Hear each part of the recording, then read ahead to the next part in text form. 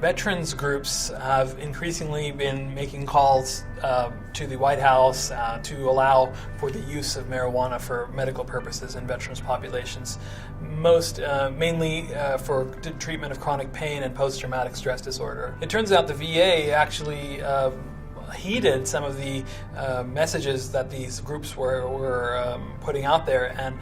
passed a policy at the highest level which allowed patients who live in medical marijuana states, veterans who are using marijuana medicinally in states that allow it,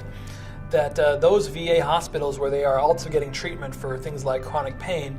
those VAs would not be allowed to fire those patients just because they are using marijuana for medical purposes through maybe an outside doctor from the VA.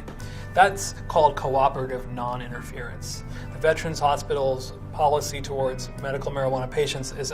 one of cooperative non-interference. That's very hopeful for patients who live in those states, but there are a lot of states where veterans live where medical marijuana is not legal at this time. So they should know that there are a lot of conditions and syndromes that veterans face, most predominantly post-traumatic stress disorders and pains from injuries, chronic pains related to injuries and trauma, that marijuana has been shown in preclinical and early clinical studies to be beneficial for.